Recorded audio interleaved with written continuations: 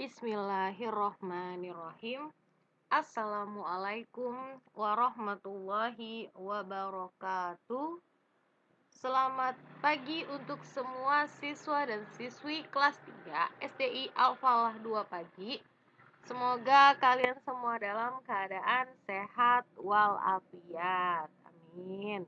Begitu juga dengan keluarga kalian. Hari ini kita akan melanjutkan pembelajaran tematik masih di buku Bupena 3D di tema 8 dan sekarang kita sudah masuk ke subtema 4. Ya, hari ini kita akan belajar di pembelajaran 1 dan 2 ya, mulai dari halaman 171 sampai halaman 176. Disiapkan ya bukunya dan juga pensil atau pulpennya.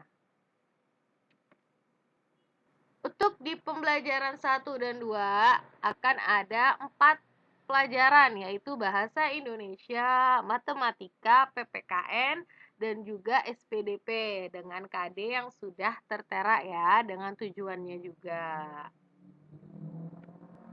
Alhamdulillah sekarang kita langsung masuk ke halaman 171, menjelaskan arah mata angin.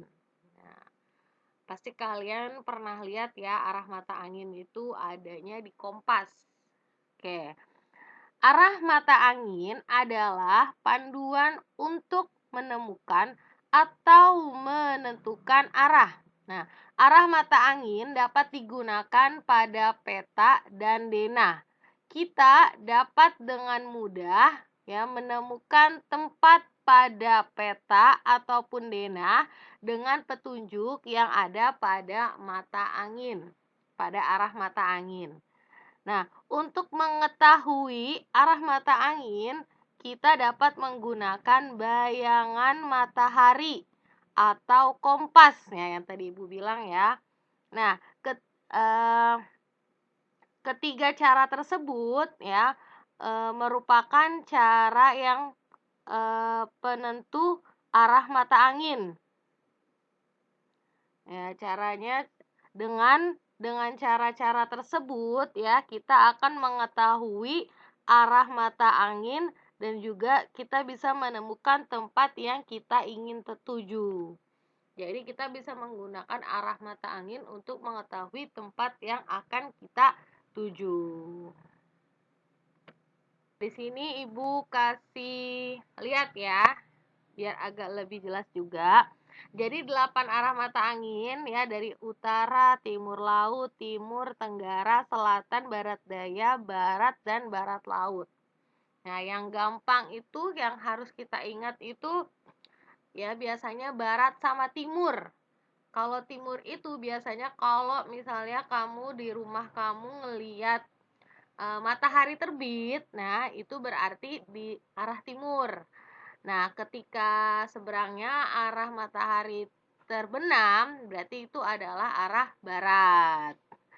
Ada lagi, ketika kita sholat, ya kan, kita kan menghadap kiblat. Nah, itu adalah ke arah barat. Jadi, kamu ingat, kalau misalnya kita sholat ke arah sana, berarti ke arah barat. Ya, gitu. Kalau misalnya timur sama barat, ya, berarti kalau di sebelah kanan dari arah timur itu adalah selatan dan di sebelah kirinya adalah utara. Begitupun juga dengan sebaliknya. Selain itu ada juga ya tadi ada timur laut, ada barat laut, ada barat daya dan juga tenggara.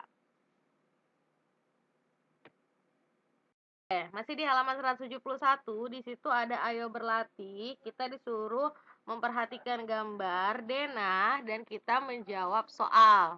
Di gambar denah itu ada pohon, ada MCK, ada juga tenda, ada air minum, ada meja makan, ada tungku ya. Dan ya air minumnya ada 2. Sama seperti MCK, MCK-nya juga ada 2. Nah, sekarang kita jawab pertanyaannya.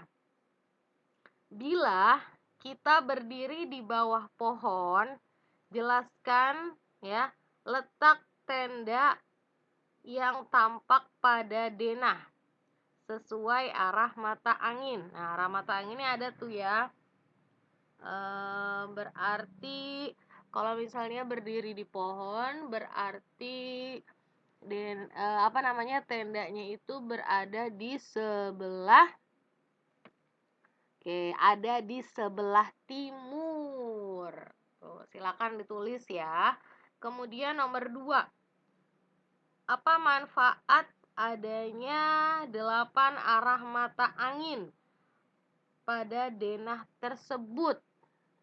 Manfaatnya adalah bisa mengetahui tempat yang ingin kita tuju. Nomor 3, tuliskan 3 informasi yang dapat kita ketahui kita peroleh dari denah tersebut. Yang pertama, 3 informasinya. Pohon berada di sebelah barat dari MCK. Mau MCK yang di sebelah tenda ataupun MCK yang di sebelah pohon Karena MCK-nya itu ada di sebelah timur. Kemudian yang kedua, tungku berada di sebelah selatan tenda. Tuh ya, sebelah selatan. Dan yang ketiga, MCK, MCK-nya yang dua-duanya MCK itu berada di sebelah utara dari meja makan dan juga air minum. Jadi MCK yang pertama itu di sebelah utara dari meja makan dan MCK yang kedua adalah di sebelah utara air minum. Jangan lupa ditulis bisa di bawahnya. Di halaman 172 menafsirkan data yang disajikan dalam diagram batang.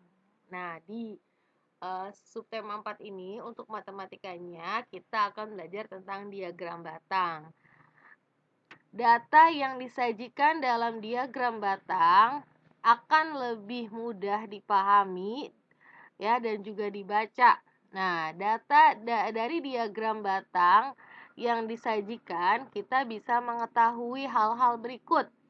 Data tertinggi, data terendah, selisih antar nilai data, jumlah antar nilai data, dan juga jumlah seluruh data. Itu yang bisa kita peroleh dari diagram batang.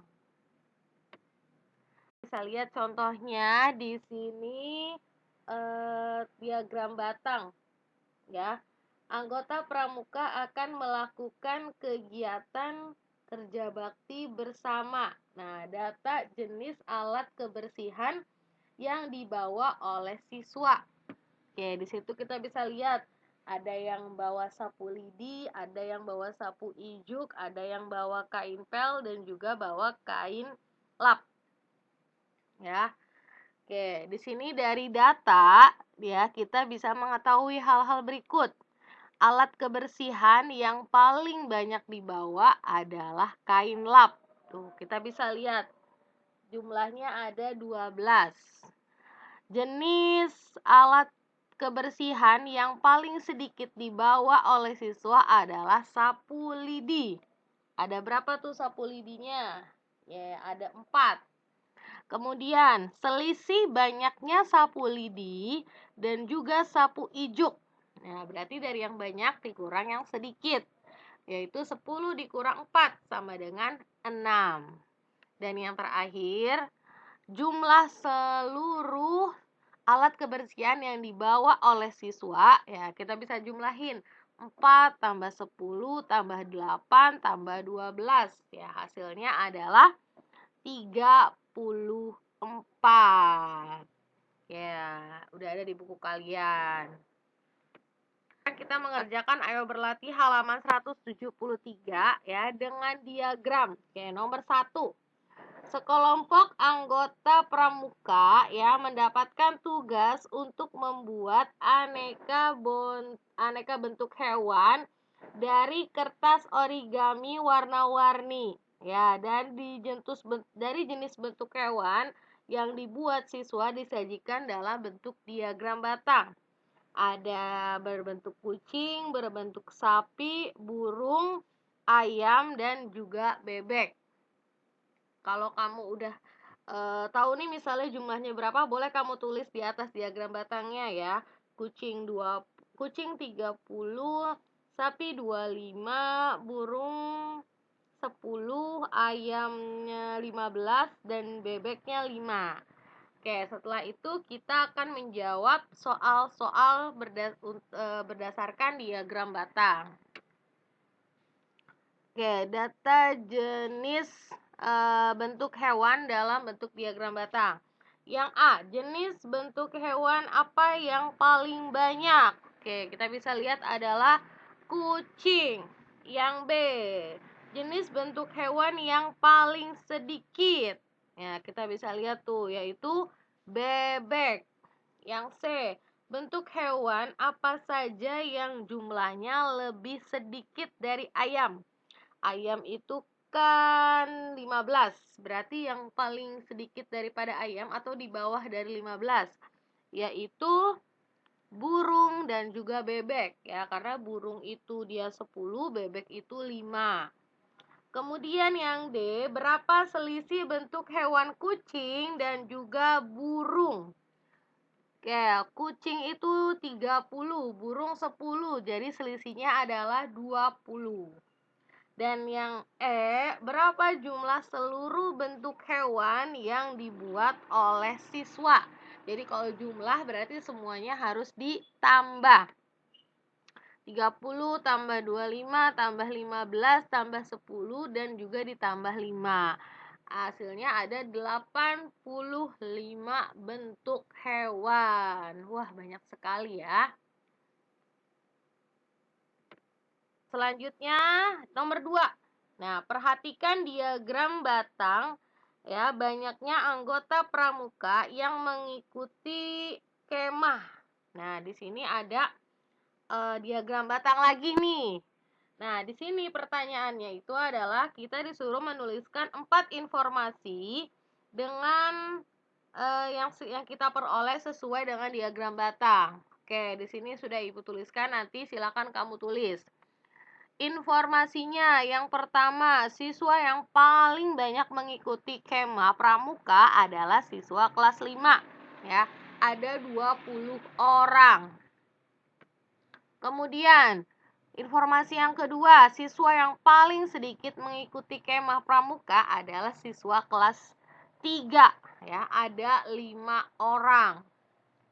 Kemudian informasi yang ketiga, selisih banyak siswa kelas 5 dan kelas 3 yang ikut kemah adalah 20 dikurang 5 sama dengan 15 siswa.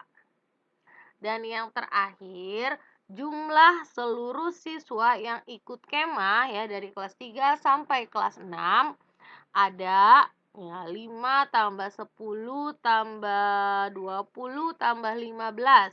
Jumlahnya ada 50 siswa. Tuh ya, ingat ya, kalau jumlah itu berarti semuanya ditambah, sedangkan kalau selisih itu adalah dikurang. Oke, selanjutnya di halaman 174, membuat maket. Maket apa sih, Bu? Oke, kita lihat ya. Maket adalah model atau miniatur dari suatu benda atau suatu wilayah. Maket dibuat dengan teknik potong, lipat, dan sambung. Maket terdiri dari alas, bangunan, dan juga atap. Bangunan maket terbuat dari kertas karton tebal. Bangunan yang dibentuk dapat berupa bangunan apapun. Contohnya seperti rumah, sekolah, ataupun gedung kantor. Nah, sebelum dibentuk, pola bangunan sebaiknya diwarnai terlebih dahulu untuk memudahkan proses menghias saat seluruh bagian maket sudah terpasang. Di buku kalian ada tuh ya gambar maket ya berbentuk rumah atau miniatur rumah. Aku kasih lihat ya, di situ ada 3. Yang pertama yang di atas itu yang ada orangnya itu adalah miniatur rumah. Ya, rumah itu dia ada kolam renangnya, ya kan? Nah, itu adalah maket. Kemudian yang bawah itu adalah miniatur sekolah. Ya, jadi kalau misalnya sekolah baru dibangun, biasanya sebelum sekolah itu pembangunan ya, pasti ada maket ya, atau bentuk sekolah di kecilnya, miniaturnya. Dan yang di samping nih, yang sendiri itu adalah maket gedung atau kantor. Nah, biasanya nih yang membuat maket ini ya, membuat maket sekolah, rumah ataupun kantor ini adalah orang-orang yang bekerja di bagian arsitek ya, atau lulusan arsitek. Jadi mereka ini orang-orang yang berpengalaman. Nah, semoga salah satu dari siswa kelas 3 nanti insya Allah bakal ada yang menjadi arsitek dan bisa membuat miniatur rumah, miniatur sekolah, ataupun kantor. Amin. Kita langsung masuk ke ayo berlatih. Nomor 1, apa yang kamu ketahui tentang maket? Maket adalah model atau miniatur dari suatu benda atau suatu wilayah. Boleh kamu garis bawah aja yang ada di atas ya, jadi tidak usah ditulis. Kemudian nomor 2, apa saja bangunan yang dapat dibuat maket? Oke, seperti yang tadi sudah Ibu kasih contoh adalah sekolah, rumah, dan juga gedung kantor. Dan nomor 3, tulislah bahan-bahan yang digunakan dalam membuat maket. Nah, kalau bahannya itu ya hanya kertas karton tebal. Tapi kalau misalnya alat ya kita bisa menggunakan gunting, bisa menggunakan cutter, dan juga bisa menggunakan lem. Oke, tapi di sini yang ditanyakan adalah bahannya saja.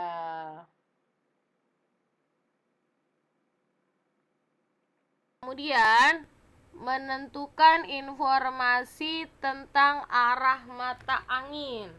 Nah, agar tidak tersesat saat melakukan kegiatan di alam bebas ya, kamu perlu keahlian dalam mengetahui arah mata angin. Salah satunya alat yang dapat digunakan adalah kompas. Nah, dengan kompas kamu akan mudah ya untuk menentukan arah-arah yang akan kamu tuju. Selain menggunakan kompas, ya, ada beberapa cara sederhana untuk dapat menentukan arah mata angin. Antara lain dengan menggunakan arah matahari terbit ya, dan juga arah matahari tenggelam ya sebagai patokan dalam informasi tentang cara menentukan arah mata angin ya, dapat kita peroleh seperti yang tadi Ibu bilang ya. Nah, dari teks. Nah, setelah membaca teks, kita dapat menjelaskan bagaimana cara untuk menentukan arah mata angin dengan menjawab pertanyaan yang sudah diberikan. Nah, teksnya ini berjudulnya Berkemah di Sekolah. Siapa yang udah baca teksnya? Alhamdulillah. Oke, di sini bakal coba Ibu bacakan sambil kalian menyimak ya. Andi, Bagus, Dina ya, dan juga Mary merupakan anggota pramuka di sekolahnya.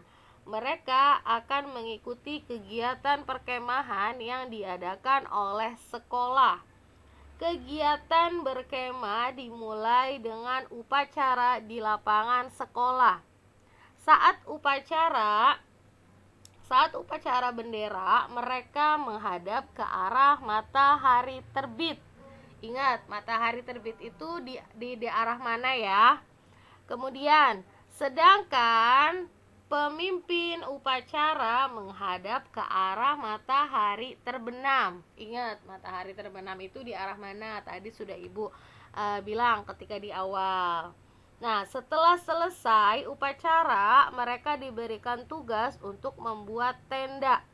Setiap kelompok mendirikan tenda masing-masing. Andi dan teman-temannya mendirikannya di sebelah tenggara. Sebelah tenggara itu berseberangan dengan barat dengan pos kesehatan. Nah, jadi seberangnya tenggara itu ya, atau seberangnya tempat Andi mendirikan tenda itu ada pos kesehatan. Ada 6 pos yang harus mereka datangi dalam kegiatan pramuka tersebut. Pos pertama terletak di sebelah selatan, pos kedua terletak di sebelah barat daya, pos ketiga terletak di sebelah barat, pos keempat terletak di sebelah utara, pos kelima terletak di sebelah timur laut, dan terakhir pos keenam terletak di sebelah timur. Andi, Bagus, Dina, dan Mary melaksanakan tugas dengan baik di setiap pos yang mereka datangi. Mereka melakukan kegiatan berkemah dengan sangat kompak ya, dan juga semangat. Pada akhir kegiatan berkemah, mereka mendapatkan penghargaan sebagai kelompok terbaik. Nah, itu adalah isi teks yang berjudul Berkemah di Sekolah. Ya, kita ke Ayo Berlatih ya. Bukan, soal-soalnya yang harus kita kerjakan. Sambil kita ingat tadi yang ada di teks ya. Nomor 1, ke arah mana siswa-siswa menghadap saat melaksanakan upacara bendera di lapangan? Ingat tadi siswa itu menghadap ke arah matahari terbit. Matahari terbit berarti ke arah timur. Betul. Nomor 2, ke arah mana pembina upacara menghadap saat melaksanakan upacara di lapangan? Pembina upacara itu ke arah matahari tenggelam ya. Berarti dia itu ke arah barat. Yap, betul, ke arah barat. Kemudian nomor 3, ke arah manakah? Nomor 3, di sebelah manakah Andi dan teman-temannya mendirikan tenda? Tadi sudah ada ya, Andi mendirikan tenda di sebelah tenggara. Nomor 4, di arah manakah pos kesehatan berada? Oke, kita ingat ya, sambil dilihat juga apa tuh namanya 8 arah mata angin. Jadi seberang dari tenggara itu adalah barat laut. Jadi pos kesehatan itu adanya di arah barat laut. Terakhir, buatlah gambar posisi setiap tempat yang disebutkan pada teks sesuai dengan arah mata angin. Jadi nanti silakan kamu gambar sesuai sama yang sudah Ibu jelaskan ya. Untuk nomor 5 ini ya, dengan gambar di sini ada 8 arah mata angin. Sambil kita nanti bakal dijelasin satu persatu. Di sebelah selatan ada pos 1 ya tadi. Kemudian pos 2-nya di barat daya. Pos 3-nya di barat. Pos 4-nya di utara. Pos 5-nya di timur laut. Dan pos 6-nya di timur. Sedangkan di tenggara tadi ada ya tempat Andi mendirikan tenda. Dan di barat laut dia ada pos kesehatan. Jadi semuanya itu tertata dengan rapi. Kamu boleh silakan menggambarnya ya di buku pena langsung, atau boleh nanti kamu menulisnya di buku catatan. Selanjutnya di halaman 176, pengamalan Pancasila dalam kehidupan sehari-hari. Kehidupan berbangsa dan bernegara seluruh rakyat Indonesia berpedoman pada Pancasila. Oleh karena itu, Pancasila terus diterapkan dalam kehidupan sehari-hari. Taat beribadah, contoh pengamalan sila pertama Pancasila. Saling menghargai antar sesama, contoh pengamalan sila kedua. menciptakan kerukunan dan juga keberagaman. Itu contoh pengamalan sila ketiga. Menyelesaikan masalah ya dengan musyawarah untuk mencapai mufakat itu merupakan contoh pengamalan Pancasila sila keempat. Dan menjaga keseimbangan antara hak dan kewajiban itu contoh pengamalan sila kelima Pancasila. Ya, percaya kepada Tuhan, gotong royong, toleransi, saling menghormati dan juga menolong merupakan nilai-nilai luhur yang terdapat dalam Pancasila.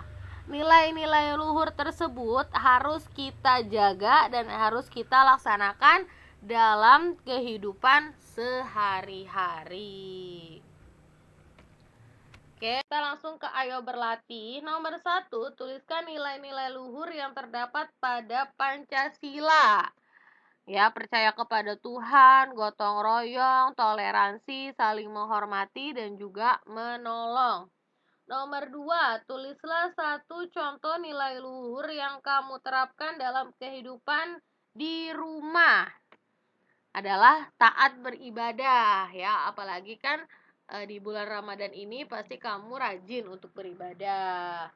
Kemudian yang nomor 3, tuliskan contoh nilai luhur yang kamu terapkan dalam kehidupan kamu di sekolah, yaitu saling menghormati ya, perbedaan teman. Jadi saling menghargai kepada teman di sekolah.